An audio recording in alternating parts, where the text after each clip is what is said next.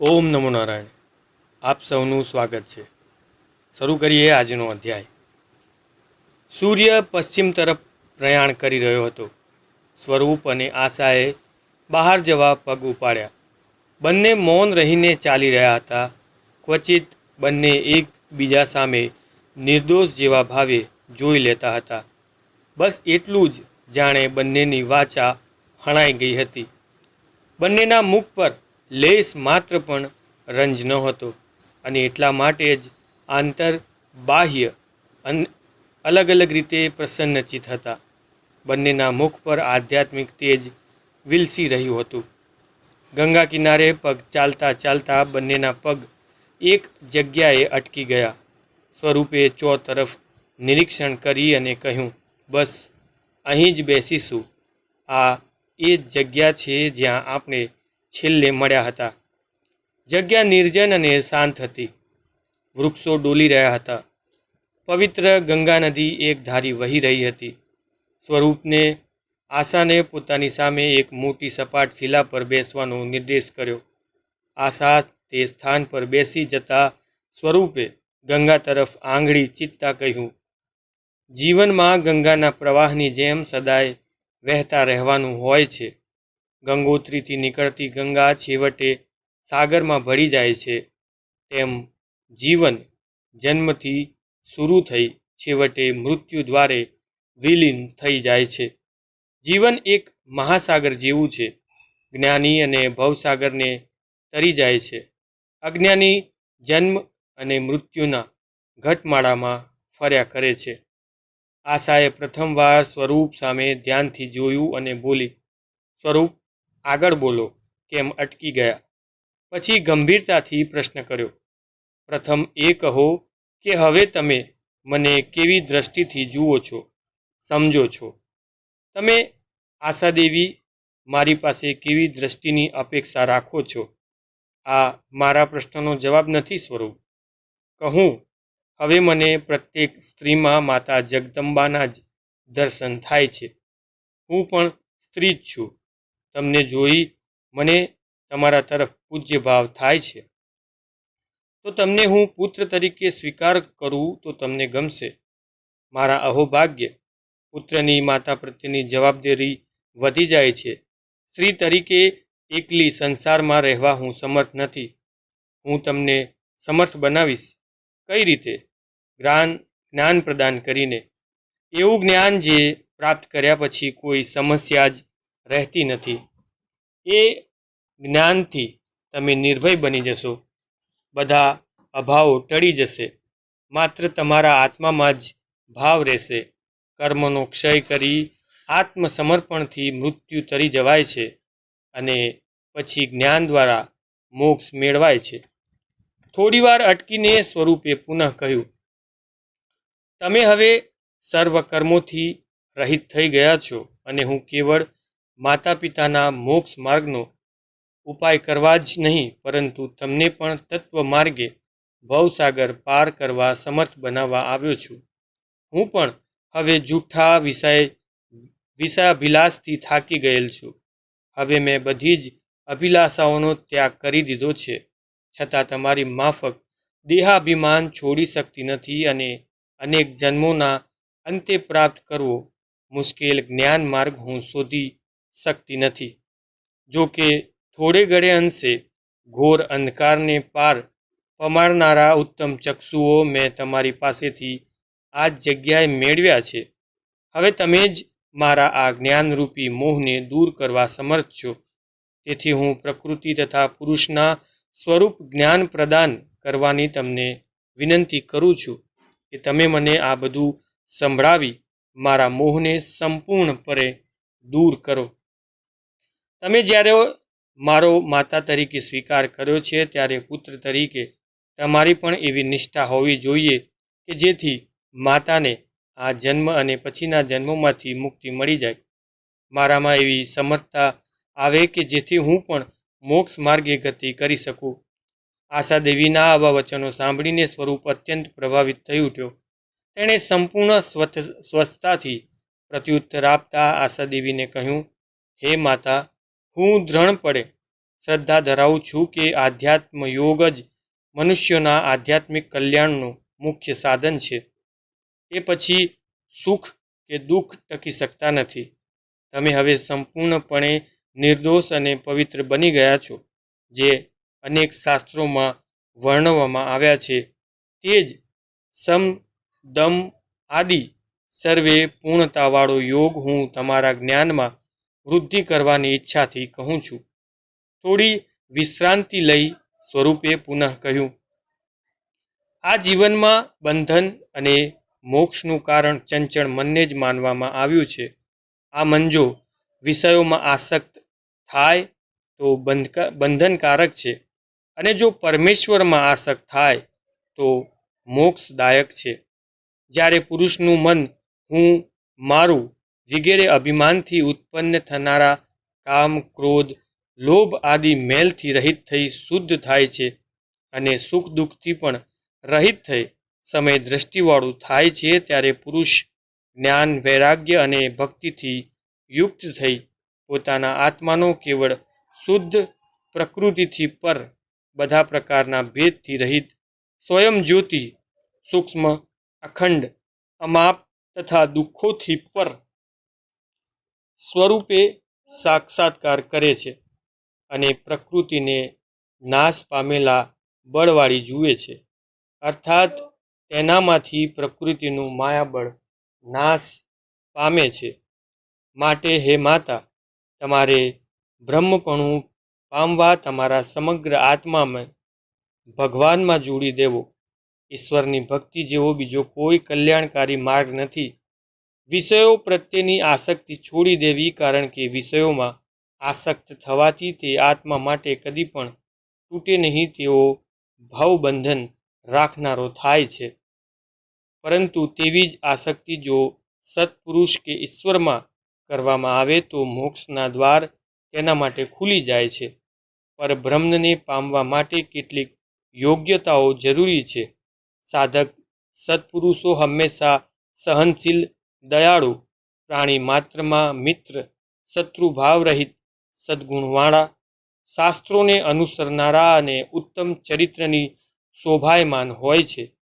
જે સત્પુરુષો ઈશ્વર પ્રત્યે અત્યંત ભાવથી દ્રઢ ભક્તિ કરે છે, ઈશ્વર માટે સર્વસ્વનો ત્યાગ કરે છે, ઈશ્વરનો આશ્રય લે છે, તેઓને આધ્યાત્મિક વગેરે અનેક પ્રકારના તાપો દુઃખી કરી શકતા નથી. ઈશ્વરની કથાઓનું સેવન કરવાથી તુરંત જ અવિદ્યાનો નાશ થતાં ઈશ્વરની પ્રાપ્તિનો માર્ગ સરળ બને છે અને ઈશ્વર પ્રત્યે ભક્તિ પ્રગટે છે. ભક્તને આ લોકમાં તથા પરલોકમાં બધા જ વિષયો પર વૈરાગ્ય ઉત્પન્ન થાય છે. વૈરાગ્યમાં બુદ્ધિ ઉત્પન્ન થતાં ભક્તિથી સાધક પોતાના જ શરીરમાં સર્વના આત્મ સ્વરૂપ ઈશ્વરનો સાક્ષાત્કાર કરે છે. એક ચિત્તે સ્વરૂપના વચનોને સાંભળી રહેલા આશાદેવીએ થોડા સંકોચ સાથે પ્રશ્ન કર્યો, હે પુત્ર સ્વરૂપ, તારા જેવા ઉચ્ચ આત્માને કેવા પ્રકારની ભક્તિ યોગ્ય ગણાય? મારા જેવી સ્ત્રી જાતિને કેવી ભક્તિ યોગ્ય છે, જેથી ઈશ્વરનું મોક્ષ રૂપી પદ હું સરળતાથી અનાયાસે જ પામી શકું? ઈશ્વરને પ્રાપ્ત કરવાનો યોગ કેવા પ્રકારનો છે? તેના અંગો કેટલા, જેથી તત્વજ્ઞાનની પ્રાપ્તિ થઈ શકે? હું ભલે માતા હું, છતાં હું સ્ત્રી છું, તેથી મંદ બુદ્ધિવાળી સ્ત્રી જાતિ છું. હે પુત્ર સ્વરૂપ, હું તારી કૃપા ઈચ્છું છું, જેથી આ સમજવામાં અઘરો વિષય હું સરળતાથી સમજી શકું. માટે મને સમજાય તે રીતે કહો. આશાદેવીનો આવો પ્રતિભાવ જાણી સ્વરૂપે આશાદેવી પર વધુ પૂજ્ય ભાવ જાગૃત થયો. તેણે હસતા મુખે, જેમાં પ્રકૃતિ વગેરે તત્વોનું નિરૂપણ કરવામાં આવ્યું છે, તે સાંખ્ય શાસ્ત્રોનું જ્ઞાન તથા ભક્તિનું જેમાં વિસ્તાર તેમજ જેમાં યૌન વિષય કહેવામાં આવ્યું છે, તેનો ઉપદેશ આપવા તેણે નિશ્ચય કર્યો. તેણે કહેવા માંડ્યું, સાધકનું મન વિકાર રહિત શુદ્ધ હોવું જોઈએ. વિષયોથી વૈરાગી તેની ઇન્દ્રિયો માત્ર વેદોક્ત કર્મમાં જ તત્પર રહેલી હોવી જોઈએ. તેની બધી જ ઇન્દ્રિયો શ્રીહરિને વિશે જ સ્વાભાવિકપણે જેવી છે તે જ સ્વરૂપે ઈશ્વરમાં જોડાયેલી રહે તેને નિષ્કામ કહે છે, જે મુક્તિ કરતાં પણ શ્રેષ્ઠ હોય. જઠાર અગ્નિ જેમ ખાધેલું અન્ન પચાવી દે તેમ લિંગ શરીરનો તત્કાળ નાશ કરે છે. ઈશ્વરના ભક્તો ઈશ્વરમાં જ લીન રહે છે. સર્વ પ્રાણીઓમાં આત્મા ઈશ્વર જ છે. ઈશ્વર સિવાય બીજા કોઈનો આશ્રય લેવાથી મોહરૂપી સંસારનો ભય કદી દૂર થતો નથી. પછી સ્વરૂપે આશા તરફ લક્ષ્ય આપતા કહ્યું, હે માતા, આ સંસારમાં મનુષ્યનો સૌથી મોટો ભાગ્યોદય એ જ છે કે તેમનું ચિત્ત તીવ્ર ભક્તિયોગ દ્વારા ઈશ્વરમાં જ લાગી રહી સ્થિર બને. પછી થોડી વિશ્રાંતિ લઈ સ્વરૂપે પુનઃ કહ્યું, હવે હું તમને પ્રકૃતિ વગેરે તત્વોનું જ્ઞાન કહું છું, જે જાણી મનુષ્ય પ્રકૃતિના ગુણોથી છૂટે છે અને સાધકનો અંધકાર નાશ પામે છે. અનાદિ આત્મા પુરુષ કહેવાય છે, જે નિર્ગુણ પ્રકૃતિથી પર સર્વના અંતઃકરણમાં રહેલો જ્ઞાન સ્વરૂપ અને સ્વયં પ્રકાશવાન છે. આ સર્વવ્યાપક પુરુષે અસ્પષ્ટ સ્વરૂપવાળી પ્રકૃતિને સ્વીકારી. પ્રકૃતિ બે પ્રકારની છે, એક આવરણ સ્વરૂપ અને બીજી વિક્ષેપ શક્તિ. તમોગુણ તે આવરણ શક્તિ અને તમોગુણ તથા રજોગુણથી ન દબાયેલો તે રજોગુણ વિક્ષેપ શક્તિ છે. તેમાંથી આવરણ શક્તિ એ જ જીવનને માટે ઉપાધિરૂપ અવિદ્યા કે માયા છે, અને વિક્ષેપ શક્તિ જે છે તે પરમેશ્વરની માયા કહેવાય છે. પુરુષના પણ બે ભેદ છે, એક જીવ અને બીજો ઈશ્વર. તેમાં માયારૂપ પ્રકૃતિને વશ થઈ જે સંસારમાં જન્મ્યા છે તે જીવ કહેવાય છે, અને જે પ્રકૃતિરૂપ માયાને વશમાં રાખી જગતની રચના અર્થાત સૃષ્ટિ કરે છે તે ઈશ્વર કહેવાય છે. પ્રકૃતિરૂપ માયામાં અટવાયેલા જીવને વારંવાર સંસારમાં લપેડાવવું પડે છે. આવી પ્રકૃતિને જોઈને પુરુષ તત્કાળ મોહ પામ્યો, કારણ કે પ્રકૃતિ જ્ઞાનને ઢાંકનારી જ છે. તેથી પુરુષ પોતાનું સ્વરૂપ જ્ઞાન ભૂલી ગયો. બધા જ કર્મો પ્રકૃતિના ગુણોને કારણે જ થાય છે. છતાં પુરુષ એ પ્રકૃતિના સંસર્ગમાં આવવાથી પ્રકૃતિ જે કાંઈ કરે છે તે પોતે જ કરી રહ્યો છે તેમ માને છે, અર્થાત પોતે જે કરતા છે તેમ માને છે. વાસ્તવમાં પુરુષ તો અકર્તા છે, ઈશ્વર છે, જે સર્વ પ્રકારે સ્વતંત્ર છે, સાક્ષી છે અને માત્ર સુખ સ્વરૂપ જ છે. છતાં તેને કર્તાપણાના અભિમાનને કારણે જ સંસાર રૂપ જન્મ મરણના ચક્રમાં ફસાયા કરવું પડે છે. પ્રકૃતિના કારણે જ હું જ દેહ છું, કર્તા છું એમ માનવાના કારણે જ પુરુષને કર્મોનું બંધન પ્રાપ્ત થાય છે. આ રીતે પુરુષ જ પોતાને પ્રકૃતિ માનવાને કારણે પોતે પ્રકૃતિથી પર હોવા છતાં સુખ દુઃખ વગેરેનું કારણ પુરુષ જ ગણાય છે. વાસ્તવમાં બધું પુરુષને લીધે જ છે, કારણ કે અહંકાર વગેરે જડ હોવાથી તેમાં દેહનું કર્તાપણું પણ જડ છે. તેમાં જણાતું કર્તાપણું છેવટે પુરુષને કારણે જ છે.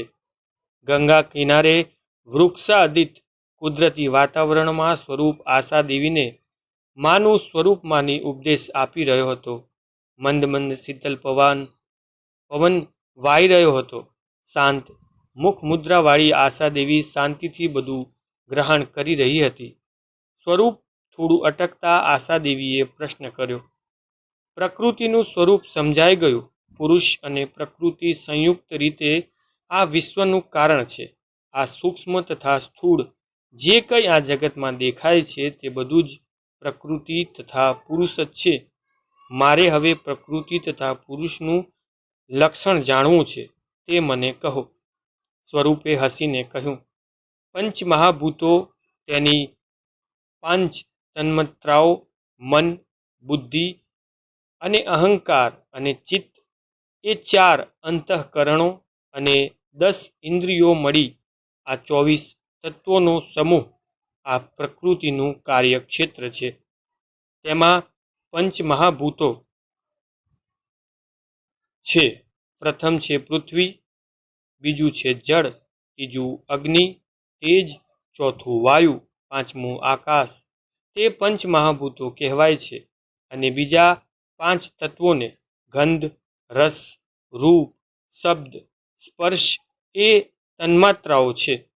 હવે આ જે 10 તત્વો છે તે 10 ઇન્દ્રિયો, એક કાન, ત્વચા, ચક્ષુ, જીભ, નાસિકા, વાણી, હાથ, પગ, લિંગ અને ગુદા, તેમજ મન, બુદ્ધિ, અહંકાર અને ચિત્ત એમ 4 પ્રકારનું અંતઃકરણ છે. આમાં કાળ નામનું 25મું તત્વ છે તેમજ માનવામાં આવે છે, જે પ્રકૃતિની જ એક અવસ્થા છે. જો કે કાળ પરમેશ્વરનો જ પ્રભાવ છે. આ કાળથી અહંકારના લીધે પ્રકૃતિને કારણે પોતે જ દેહ છે એમ માનનાર જીવને ભય લાગે છે. પ્રકૃતિના જુદા વિકાર તે જ ભગવાન કાળ છે. આમ કાળ સ્વરૂપ ભગવાન પોતાની માયાથી સર્વ પ્રાણીઓની અંદર જીવ સ્વરૂપે અને બહાર કાળ રૂપે રહેલો છે. કાળને લીધે પ્રકૃતિના વિકાર ઉત્પન્ન થયો.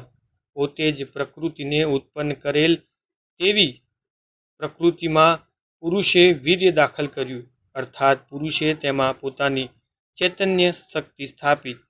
તેથી પ્રકૃતિમાં પુષ્કળ પ્રકાશવાળું મહત્વપદ ઉત્પન્ન થયું. તેણે પોતાની અંદર રહેલા જગતને ઉત્પન્ન કર્યું. પ્રથમ તો તેણે આત્માને ઢાંકી દેનાર તમોગુણવાળા વિભાગનો નાશ કર્યો. જે સત્વગુણવાળું સ્વચ્છ, શાંત, રાગ આદિથી રહિત હોય ભગવાનની પ્રાપ્તિનું સ્થાન છે, જેને વાસુદેવ કહે છે. પછી ભગવાનની ચૈતન્ય શક્તિથી ઉત્પન્ન થયેલું મહત્તત્વ વિકાર પામ્યું, એટલે તેમાંથી મન અને તામસ એમ 3 પ્રકારનો અહંકાર ઉત્પન્ન થયો કે જેને અહંકારથી મન, ઇન્દ્રિયો તથા પંચમહાભૂતોથી ઉત્પન્ન થઈ છે. વળી પંચમહાભૂતો તેઓનો દેવતાઓ સાથેની ઇન્દ્રિયો તથા મન આ સર્વે તત્વમય અહંકારને સકર્ષણ પુરુષ પણ કહે છે. મનમાં જે સંકલ્પ વિકલ્પની કામનાઓ થાય છે, જેનું કારણ સાત્વિક વિકાર છે અને અનિરુદ્ધ પણ કહે છે. રાજસ અહંકારમાંથી બુદ્ધિ તત્વ, સંશય, મિથ્યા જ્ઞાન, નિર્ણય, સ્મૃતિ તથા નિંદ્રા આ જુદી જુદી વૃત્તિઓથી બુદ્ધિનું તત્વ જણાય છે. એ પછી ઈશ્વરની પ્રેરણાથી તામસ અહંકાર વિકાર પામ્યો, એટલે તેથી શબ્દ તન્માત્રાવાળું આકાશ તત્વ ઉત્પન્ન થયું. કાન શબ્દ ગ્રહણ કરનાર છે. શબ્દ અર્થનો વાચક છે. આકાશ તન્માત્રા છે, એટલે આકાશની જેમ સૂક્ષ્મ છે. પછી શબ્દ જેની તન્માત્રા છે એવું આકાશ કાળની ગતિથી વિકાર પામ્યું, એટલે સ્પર્શ તન્માત્રા ઉત્પન્ન થઈ અને એ સ્પર્શથી વાયુ ઉત્પન્ન થયો. ત્વચા ઇન્દ્રિય સ્પર્શ કરનારી છે. કોમળતા, કઠિનતા, શીતળતા અને ઉષ્ણતા એ સ્પર્શનું લક્ષણ છે. સ્પર્શ વાયુની તન્માત્રા છે. વૃક્ષની શાખાને ડોલાવવી, ઘાસને ઉગાડી એકઠું કરવું, ગંધવાળા પદાર્થોને જ્ઞાનેન્દ્રિય નાક સાથે સંયોગ કરાવવો, ઇન્દ્રિયોને બળ આપવું એ બધું વાયુનું કાર્ય છે. એ પછી સ્પર્શ તન્માત્રા એવો વાયુ વિકાર પામ્યો, એટલે તેને રૂપ તન્માત્રા ઉત્પન્ન થઈ. રૂપથી તેજ ઉત્પન્ન થયું તથા તેને ગ્રહણ કરનાર ચક્ષુ ઇન્દ્રિય ઉત્પન્ન થઈ. પ્રકાશવું, પચવું, ક્ષુધા તથા તૃષ્ણાને લીધે ખાવું પીવું, હિમનો નાશ કરવો, સૂકવી નાખવું તે તેજ અગ્નિના કર્મ છે. તેજ વિકાર પામ્યું, એટલે તેની રસ તન્માત્રા ઉત્પન્ન થઈ. રસથી જળ ઉત્પન્ન થયું. જીભ એ રસને ગ્રહણ કરનારી થઈ. દ્રવ્યોના વિકારને લીધે તુરો, મીઠો, કડવો, તીખો, ખારો, ખાટો એમ અનેક પ્રકારના રસોમાં ભિન્નતા થઈ.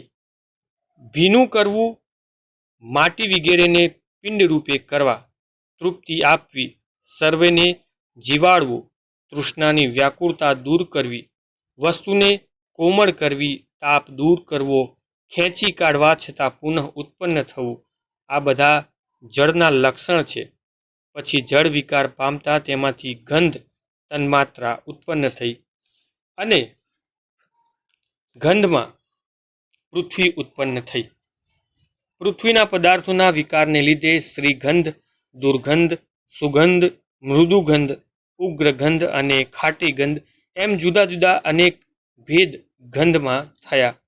બળનો આશ્રય લીધા વિના જ સ્થિર રહેવું, જળનો પોતાનો અંદર સંગ્રહ કરવો, આકાશી પદાર્થો પામવા અને બધા પ્રાણીઓને તથા પાણીમાંથી પુરુષપણું, સ્ત્રીપણું વગેરે ગુણો પ્રગટ કરવા તે પૃથ્વીનું કાર્ય છે, તે જ તેનું લક્ષણ છે.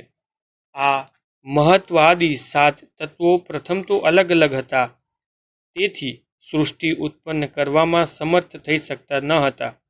આદિપુરુષની પ્રેરણા શક્તિથી આ તત્વો એકબીજાના સાથે જોડાયા એટલે તેમાંથી બ્રહ્માંડની ઉત્પત્તિ થઈ.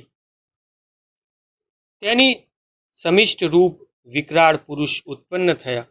આ બ્રહ્માંડમાં દેવ, મનુષ્ય વગેરે સમગ્ર લોકોનો વિસ્તાર રહેલો છે, જે સ્વયં શ્રીહરિનું સ્વરૂપ ગણાય છે. અંદર જળની અંદર રહેલા તે સુવર્ણમય બ્રહ્માંડમાંથી ઊભા થઈ મહાદેવ શ્રીહરિ એ તટસ્થપણું ત્યજીને ઇન્દ્રિય રૂપ બ્રહ્માંડમાં અધિષ્ઠાતા થઈ તેમાં અનેક પ્રકારના છિદ્રો કર્યા. સૌથી પહેલાં તે વિરાટ પુરુષને અર્થાત તેના વિરાટ શરીરને મુખ થયું. પછી તે મુખમાંથી વાણી, ઇન્દ્રિયની સાથે તેનો અધિષ્ઠાતા દેવ અગ્નિ ઉત્પન્ન થયો. પછી તેને નાસિકામાં 2 છિદ્રો ઉત્પન્ન થયા. પછી તેમાંથી ઘ્રાણેન્દ્રિય ઉત્પન્ન થઈ, તેનો અધિષ્ઠાતા દેવ વાયુ ઉત્પન્ન થયો. પછી નેત્રો ઉત્પન્ન થયા, તેમાં તેના દેવ સૂર્ય પ્રવેશ કર્યો. પછી તે વિરાટ પુરુષને કાનમાં છિદ્રો થયા, તેમાં શ્રોતેન્દ્રિય તથા તેના દેવ દિશાઓને પ્રવેશ કર્યો. પછી ચામડી થઈ અને તેમાં દાઢી, મૂછના કેસ વગેરે ઉત્પન્ન થયા અને ઔષધિઓનો દેવ થઈ.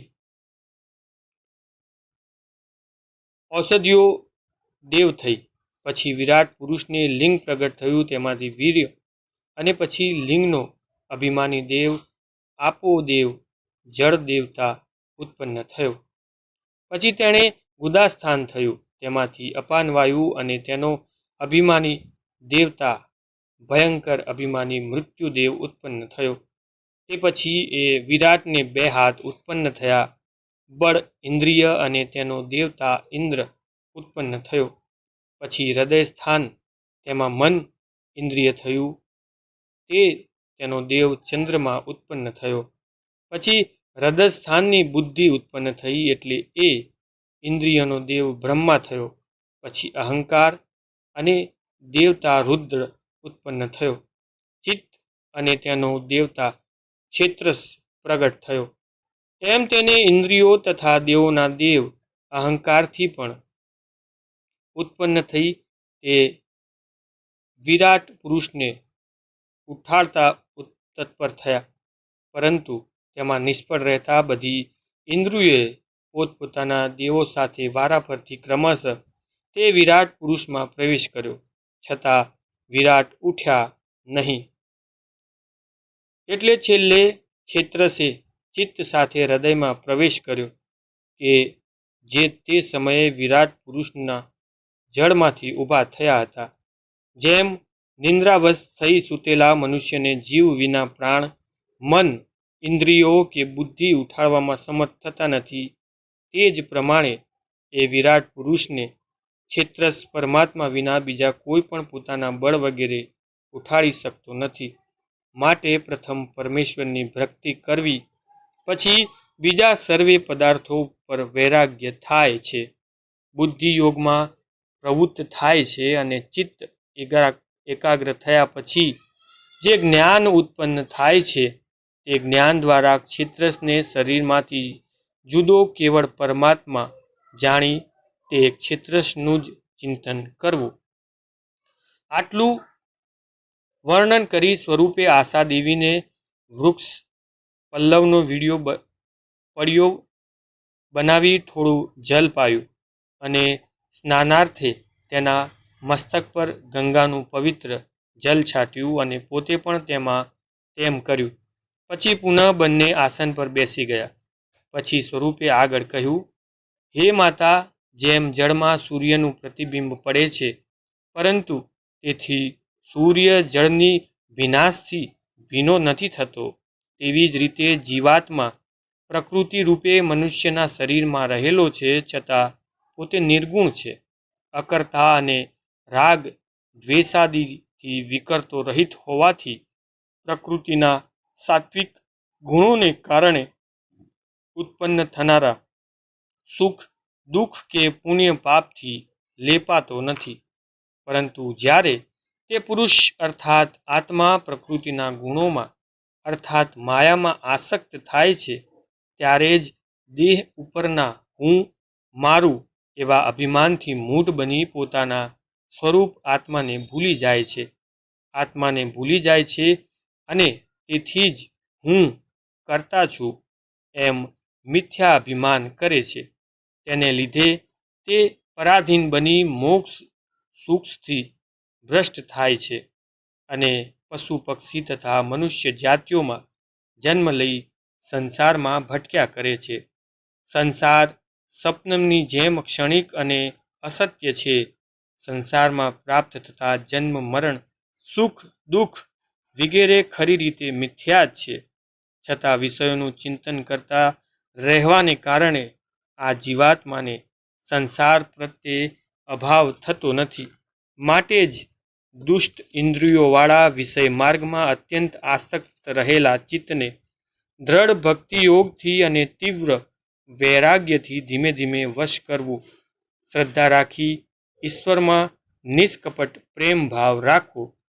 ઇન્દ્રિયો વિષયો પ્રત્યે લલચાય છે ત્યારે અવિદ્યા ઉત્પન્ન થાય છે, પરંતુ તે વખતે પણ જે અહંકાર રહિત થઈ પોતાના સ્વરૂપમાં જ તટસ્થ બની સ્થિર રહે છે તે જ આત્મા છે. જાગૃત તથા સ્વપ્ન અવસ્થામાં પણ આત્મા તટસ્થ રહે છે અને સ્થિર રહે છે. આત્મા બંને અવસ્થામાં દ્રષ્ટા રહે છે. સ્વપ્ન અવસ્થામાં માયાને કારણે આત્મા પોતાને નાશ પામેલો સમજે છે, પરંતુ જાગૃત થયેલો આત્મા તો નાશ પામતો નથી. આ પ્રમાણે વિવેકી મનુષ્યો આત્માનો સાક્ષાત્કાર કરે છે. પુરુષ પ્રકૃતિના સંસર્ગમાં રહે છે, માટે જ પુરુષ પોતે અકર્તા હોવા છતાં પ્રકૃતિ રૂપ માયાના સંગને કારણે કર્તાપણાનો ભાસ અથવા ભાવ ધારણ કરે છે. તો પછી પ્રકૃતિના ગુણો પુરુષ ધારણ કરતો હોય તો મોક્ષ ક્યાંથી થાય? પ્રકૃતિ અને પુરુષ એકબીજાના પૂરક છે. તેથી પ્રકૃતિ વિના પુરુષ અને પ્રકૃતિ પુરુષ વિના હોય જ નહીં. માટે જ પુરુષ અકર્તા હોવા છતાં પ્રકૃતિના સંગને કારણે જ તેને કર્તાપણાનો ભાસ થાય છે. આમ છતાં નિષ્કામ સ્વધર્મના આચરણથી, નિર્મળ મનથી, ગાઢ ભક્તિ જ્ઞાનથી, વૈરાગ્યથી, તીવ્ર નિયમ યોગના અભ્યાસથી, તીવ્ર આધ્યાત્મથી પુરુષની પ્રકૃતિ રાત દિવસ બળતી જાય છે. પ્રકૃતિ ધીમે ધીમે અદૃશ્ય થાય છે. પ્રકૃતિ પુરુષનું અશુભ કરી શકતી નથી. આત્મભાવને લીધે સર્વ મિથ્યા જ્ઞાન રૂપ સંશય નાશ પામે છે અને પછી વાસનામય શરીર ન રહેતા તે ધીર પુરુષ એકમાત્ર ઈશ્વરનો જ આશ્રિત થઈને સંસારમાં પુનઃ આવતો નથી. સિદ્ધ થયેલા પુરુષનું મન કોઈ પણ પ્રકારની માયા જોઈ આસક્ત થતું નથી.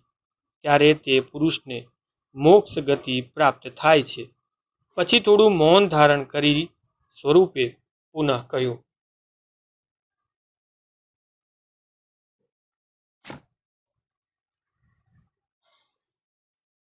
હવે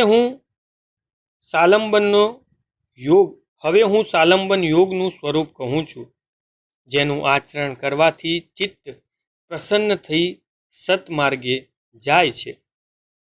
શક્તિ પ્રમાણે સ્વધર્મ આચરવો, વિરુદ્ધ ધર્મ અને પરધર્મથી દૂર રહેવું, દેવ યોગે જે મળી જાય તેથી સંતોષ રાખવો, વિષયાશક્તિ વધારે તેવા કામિની કાંચન તથા અન્ય લાલચ કરાવે તેવા પદાર્થોથી દૂર રહેવું, કેવળ મોક્ષ માર્ગમાં જ આસક્તિ રાખવી, માપસર પવિત્ર વસ્તુ જ લેવી, નિર્બોધ પ્રદેશમાં નિરંતર એકાંતમાં રહેવું, અહિંસા પાળવી, સત્ય બોલવું, ચોરી ન કરવી, જરૂર હોય તેટલા જ પદાર્થો પાસે રાખવા, બ્રહ્મચર્ય પાળવું, તપ કરવું, બાહ્યાંતર પવિત્રતા જાળવવી, સ્વાધ્યાય કરવો, મૌન રાખવું, ભગવાનની પૂજા કરવી, પ્રાણાયામ કરી પ્રાણવાયુને જીવતો મન દ્વારા ઇન્દ્રિયોને પાછી વાળવી અને ઈશ્વરમાં લગાડવી, મૂલાધારમાં મન સાથે પ્રાણવાયુને ધારણ કરવો, ઇષ્ટ દૃષ્ટ મનને બુદ્ધિ દ્વારા ભગવાનમાં જોડવું, આળસ છોડવી, પ્રાણાયામથી વાત પિત્ત અને કફ એ ત્રણેય દોષો બાળવા, વાયુ સાથે મનને સ્થિર કરી પાપો બાળવા, એ રીતે મન સ્થિર થઈ જાય પછી ઈશ્વરનું ધ્યાન કરવું. મન જ્યારે વિષયો વગરનું બને ત્યારે જેમ દીવાની જ્યોત તેલ અને દિવેટનો નાશ થતાં ઓલવાય છે, તેમ મન નિર્વાણ પામે છે, અર્થાત મનનો લય થાય છે.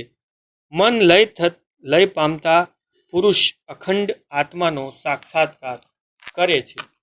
પછી સંસાર રહેતો નથી. તત્વનો સાક્ષાત્કાર અર્થાત આત્મજ્ઞાન થયા પછી અવિદ્યારહિત છેલ્લી અવસ્થા પામી અર્થાત જીવન મુક્ત અવસ્થા પામી તે સિદ્ધ થયેલો ભક્તિ યોગ પોતાના શરીરને પણ જાણતો નથી, એ રીતે સુખ દુઃખને પણ જાણતો નથી. તેનો દેહ જો કે પૂર્વના સંસ્કાર રૂપે દેવને વશ થઈ જ્યાં સુધી પોતાને ઉત્પન્ન કરનારું કર્મ બાકી હોય છે ત્યાં સુધી ઇન્દ્રિયોની ઈચ્છા મુજબ જીવે છે. જીવન મુક્ત યોગી પુત્ર ધન સ્ત્રી સહિત પુનઃ અહમતા મમતા કરતો નથી. જેમ મનુષ્ય ધન પુત્ર વિગરોથી જુદો ગણાય છે, તેમ જીવ પણ પોતાના માનેલા શરીર ઇન્દ્રિયોથી જુદો છે. આત્મા પોતે એક જ છે, છતાં શરીર વિશે રહીને શરીરમાં જુદા જુદા ગુણોને લીધે અનેક સ્વરૂપે જણાય છે. ભગવાનની શક્તિરૂપી પ્રકૃતિ જ સર્વના કારણરૂપ અને કાર્યરૂપ છે, જે જીવની પણ પ્રકૃતિ છે. સાધક ભક્તે દુર્યોર્થ અને દુર્જય પ્રકૃતિ પર કાબૂ મેળવીને તેના પર વિજય મેળવીને અર્થાત પ્રકૃતિથી પર થઈને આત્મ સ્વરૂપમાં સ્થિર થવું જોઈએ. મનુષ્યોમાં પ્રકૃતિ ભેદ હોય છે એટલે ભક્તિમાં પણ તફાવત પડે છે. જે હિંસા દંભ કે મત્સર્વ ભાવનો મનમાં સંકલ્પ કરી ક્રોધને ભેદ સાથે ઈશ્વરની ભક્તિ કરે છે તે તામસ ભક્ત છે. જે મનમાં વિષયો યશ અર્થાત ઐશ્વર્યનો સંકલ્પ કરી ભેદ દ્રષ્ટિપૂર્વક ઈશ્વરની પ્રતિમા રૂપે પૂજે છે તે રાજસ ભક્તિ છે. જે પાપનો નાશને ઈશ્વરની પ્રાપ્તિ માટે યજ્ઞ વગેરે ફરજ સમજી કરે છે તેવી ભક્તિને નિર્ગુણ ભક્તિ કહેવાય છે. આવી ભક્તિથી ઈશ્વરનું સાયુજ્ય પ્રાપ્ત થાય છે. ભક્ત કે સાધકે પોતાના નિવાસસ્થાનમાં પ્રતિમાના દર્શન સ્પર્શ સત્કાર સ્તુતિ તથા વંદન કરવા, પ્રાણી માત્રમાં ઈશ્વરની ભાવના ધરવી, ધૈર્ય અને વૈરાગ્ય રાખવો, સરળતા રાખી અહંકારનો ત્યાગ કરવો, આ રીતે શુદ્ધ થયેલું ચિત્ત માત્ર ઈશ્વરના ગુણો સાંભળી અનાયાસે જ ઈશ્વરને પામે છે. જે જીવ અન્યના શરીરને પોતાની પોતાનાથી ભિન્ન સમજે છે તેને ઈશ્વર મૃત્યુ અને પુનઃ જન્મ આપ્યા જ કરે છે. પોતાના સ્વકર્મો, તેના ફળો તથા પોતાના શરીર શુદ્ધાને ઈશ્વરમાં અર્પણ કરનાર ભક્ત જ શ્રેષ્ઠ છે. ઈશ્વરની પ્રેરણાથી અને કર્મોથી જાત જાતની સૃષ્ટિઓ ઉત્પન્ન થાય છે. આ બધું બ્રહ્મનું જ સ્વરૂપ છે, જેથી કર્મની ચેષ્ટારૂપ અનેક પ્રકારનો સંસાર ચાલે છે. ઈશ્વર સર્વ પ્રાણીઓમાં પેસી પ્રાણીઓ દ્વારા જ પ્રાણીઓને ખાય છે. કાળ સ્વરૂપ ઈશ્વરને કોઈ પ્રિય, શત્રુ કે બાંધવ નથી. તે તો સદા સાવધ રહી સર્વનો સંહાર કરતો પ્રમાદી મનુષ્યમાં પેસે છે અને તેનો નાશ કરે છે. તેના ભયથી જ અગ્નિ, વાયુ, સમુદ્ર, નદીઓ વગેરે 7 આવરણોવાળા પોતાને બ્રહ્માંડ રૂપે વિસ્તારે છે. આ બધું જેના વશમાં છે એવા બ્રહ્માદિ દેવતાઓ પ્રત્યેક યુગમાં જગતની ઉત્પત્તિ, સ્થિતિ તથા સંહાર કર્યા કરે છે. આ રીતે પરબ્રહ્મ મૃત્યુરૂપ શક્તિ દ્વારા સર્વનો અંત કરનારા યમરાજને પણ મરાવી તેનો અંત કરી દે છે. મનુષ્યનો ભોગ બનવા છતાં તેના કારણરૂપ મહાબળવાન એવા કાળની ગતિને જાણતો નથી. જીવ પોતાના સર્વ સુખ માટે સુખ આપનારા પદાર્થોને મહાદુઃખથી પ્રાપ્ત કરે છે. તે બધા પદાર્થોનો ભગવાન કાળ નાશ કરે છે અને જીવ તેના માટે શોક કરે છે. સ્ત્રી પુરુષ સહિત શરીર પણ અવશ્ય નાશવંત છે, છતાં દુર્મતિ પુરુષ તેના સંબંધવાળા ખેતર, ધન વગેરે સુખ આપનારા પદાર્થોને મોહથી અવિનાશી માને છે. પ્રત્યેક યોનિમાં જીવ સુખ માને છે, પરંતુ તે સુખ ક્ષણિક અને નાશવંત છે. તેને વૈરાગ્ય થતો નથી. તેથી જીવ નરકમાં રહ્યો હોવા છતાં ત્યાં પરમેશ્વરની માયાથી મોહિત થઈ નાહકમાં દુઃખને પણ સુખ માની પોતાના નાશવંત શરીરને છોડવા ઈચ્છતો નથી. સ્ત્રી પુરુષોમાં આસક્ત થયેલો પુરુષ પોતાને કૃતાર્થ સમજે છે. કપટ કરી જ્યાં ત્યાંથી ધન મેળવીને પરિવારને પોષે છે, પણ પોતે તો નરકમાં જાય છે. ઘરડો થતાં ઘરડા બળદ જેવી તેની સ્થિતિ થતાં કોઈ તેનો આદર સત્કાર પણ કરતું નથી, છતાં તેને વૈરાગ્ય થતો નથી. તેવો જ તે અજિતેન્દ્રિય પુરુષ મરણ સમયે ઘણી જ વેદનાથી નાશ પામેલી બુદ્ધિવાળો થાય છે.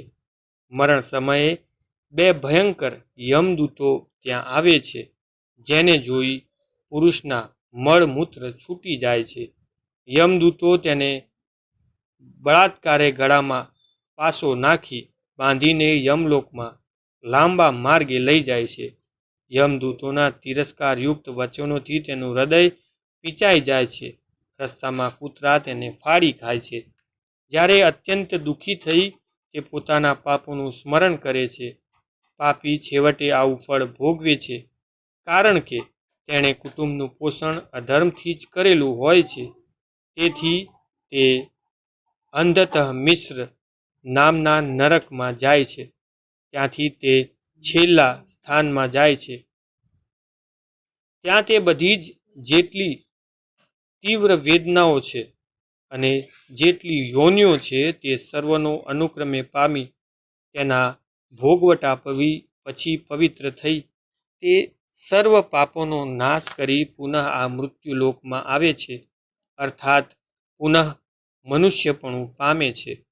મનુષ્ય જ્યારે પુનઃ ગર્ભમાં પ્રવેશ કરે છે ત્યારે તે ઈશ્વરની પ્રાર્થના કરે છે કે હે ભગવાન, હે પ્રભુ, માતાની પેટરૂપી ગુફામાં આવેલા આ લોહી, વિષ્ટા તથા મૂત્રના કૂવામાં પડેલો અને ત્યાંના જઠરા અગ્નિ વડે પામેલા શરીરવાળો હું દીન બુદ્ધિ જીવ આ ગુફામાંથી બહાર નીકળવા ઈચ્છું છું, તો મને અહીંથી બહાર કાઢો.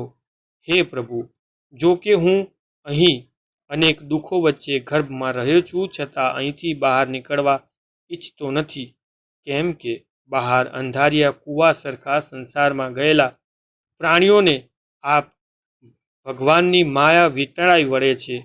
તેથી દેહ તથા મિથ્યા અહમ બુદ્ધિ થાય છે. સ્ત્રી પુત્ર આદિના સંબંધોને લીધે પુનઃ આ સંસાર ચક્ર પ્રાપ્ત થાય છે. માટે હું અહીં રહીને જ તે વ્યાપક દેવના ચરણોનું શરણ લઈશ અને તે દ્વારા અવ્યાકુળ થઈ મારી બુદ્ધિને જ સારથી કરી અંધકાર રૂપી આ સંસારથી મારા આત્માને હું જલ્દી ઉદ્ધાર કરીશ. એ પછી જીવયોની બહાર નીકળી ભૂમિ પર લોહી ને મૂત્રમાં પડે છે ત્યારે તે અત્યંત રડે છે. પછી મોટો થતાં તે પુનઃ કર્મથી બંધાઈ પાછો સંસારને પામે છે અને સ્ત્રીરૂપ માયાને કારણે તે મોહ પામે છે. માટે પોતાનો પાર પામવા ઈચ્છતા પુરુષે સ્ત્રીનો સંગ ન કરવો જોઈએ, કારણ કે આત્મલાભ મેળવનાર યોગ્યો અને મોક્ષો માટે સ્ત્રીઓને તો નરકનું દ્વાર જ કહેલ છે. પરમાત્માએ સર્જેલી સ્ત્રીરૂપ માયા ધીમે ધીમે સેવા વગેરેને બહાને સમીપ આવે છે, પરંતુ તે સમયે પુરુષ એ સ્ત્રીને ઘાસથી ઢાંકેલા કૂવા પેઠે પોતાના મૃત્યુરૂપે જોઈ લેવી જોઈએ.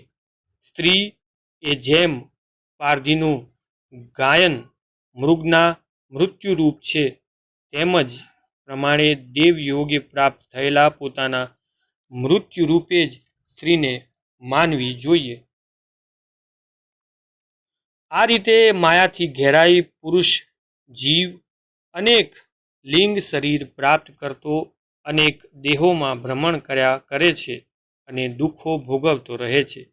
પછી તે લિંગ અને જળ શરીરનો ત્યાગ કરે છે. તેનું જ નામ મૃત્યુ છે. ખરી રીતે જીવનના જન્મ મરણ નથી.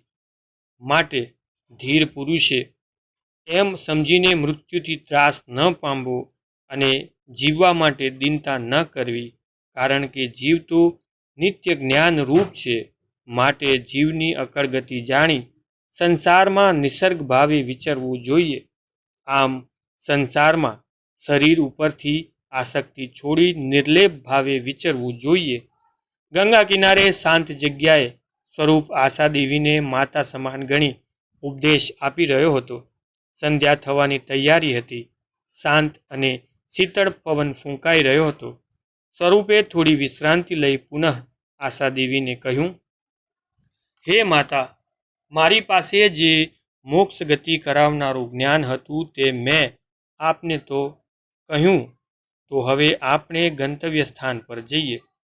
હે સ્વરૂપદેવ, તમે મને માતા તરીકે સ્વીકારી મારો ઉદ્ધાર કરવા જે જ્ઞાન મને આપ્યું છે તેથી હું સંતુષ્ટ થઈ છું, કારણ કે હવે મારા રહ્યા સહ્યા મોહનું આવરણ પણ દૂર થયું છે. હે માતા આશાદેવી, મેં જે જ્ઞાનરૂપ મોક્ષ માટેનો માર્ગ કહ્યો છે તે સુખેથી સેવાય તેવો છે. તેનો આશ્રય કરવાથી તમે થોડા જ સમયમાં જીવન મુક્તિ પામશો. મેં કહેલા સિદ્ધાંતો પર શ્રદ્ધા રાખજો, કારણ કે આ માર્ગે તમે અજન્મા એવા વિશ્વને પામશો. જે આ માર્ગે જતા નથી તે મૃત્યુરૂપ આ સંસારને વારંવાર પ્રાપ્ત કરે છે. કહી સ્વરૂપે મૌન ધારણ કરતા આશાદેવીએ કહ્યું, આત્મગતિ આપનારા ઉપદેશથી હું બ્રહ્મ તત્વને જાણી શકું છું. હવે હું તે જ પ્રમાણે તમારા જવા છતાં જીવન પસાર કરી આ દેહને આત્મ તત્વ માટે મુક્ત કરીશ. હવે મારો ભય દૂર થયો છે, તેથી મારી ચિંતા કરવાની કોઈને જરૂર નથી, કારણ કે હવે હું ભયમુક્ત હોવાથી બધી ચિંતાઓથી પણ મુક્ત છું. ગંગા માતાને પ્રણામ કરી સ્વરૂપ તથા આશાદેવી પુનઃ ઘર તરફ એ જ રસ્તે પાછા જવા લાગ્યા. તેઓ થોડા આગળ વધ્યા હશે ત્યાં જ બંને ગંગા કિનારે જલતી ચિતા જોઈ. ત્યાં ચિતા પાસે અને બંનેના માર્ગ આડે તેઓએ ડાકુઓની મોટી ભીડ જોઈ. તેમની વચ્ચેથી પસાર થતા સ્વરૂપને આશ્ચર્ય થયું. તેણે વિષ્ણુ શર્માના નાના પુત્રને ચિતાની આગને લોખંડના સળિયા વડે સંકોચતો જોયો. ઓહ! ત્યારે વિષ્ણુ શર્મા પણ કાળની ગતિનો શિકાર બની ગયા. તે મનોમન બોલ્યો. તે સાથે ડાકુઓની વાતચીતના શબ્દો તેના કાને પડ્યા. વિષ્ણુ શર્મા ખૂબ મોટા જજ, પરંતુ તેનું મોત ખૂબ ખરાબ રીતે થયું. ગાંડા થઈ ગયા હતા. મગજ પર જરાય કાબૂ રહ્યો નહોતો. કહે છે કે ભીતમાં માથા પછાડીને મર્યા. સ્વરૂપને આ સાંભળી પગ થોડીવારે માટે અટકી ગયા. તો પુનઃ શબ્દો તેના કાને પડ્યા. સાંભળ્યું છે કે કોઈ પ્રેત આત્માના ઓછાયામાં આવી ગયા હતા. આ પ્રેતે જ તેને પછાડીને ખૂબ માર્યા અને પછી ભીંતમાં માથું ભટકાવીને તેના પ્રાણ હરી લીધા. જે હોય તે કર્મના ફળ ભોગવવા જ પડે છે. જેવા અને તેવા કર્મ એવા કર્મ. સ્વરૂપે બોલનારાના મુખ પર જોયું. તેના મુખ પર સમગ્ર ચહેરા પર પણ ખેંચાઈ આવતી લકીરો પણ જોઈ. આશાદેવીને દોરતો સ્વરૂપ આગળ વધી ગયો. બંને જ્યારે નિવાસે પહોંચ્યા ત્યારે અંધકાર થઈ ચૂક્યો હતો. અંદર પ્રકાશ હતો. તેણે માન્યું કજરી આવી ગઈ હશે. ચંદાબહેન પણ હાજર હશે. ઝડપથી બંને અંદર ગયા તો હસતી ચંદાએ અને તેની પાછળ ઊભી રહેલી કજરીએ બંનેને આવકાર કરી કજરી બોલી, બંને હાથ પગ ધોઈ ભોજન કરવા બેસી જાઓ. આજે વહેલું સૂઈ જઈને વહેલું ઉઠવાનું છે, કારણ કે વહેલી સવારે વિધિ માટે તૈયાર થઈને હરકી પેઢીએ પહોંચી જવાનું છે. એમ આ તારી આજ્ઞા છે? સ્વરૂપ હસીને બોલ્યો. ના, ચંદાબહેનનો નિર્ણય છે.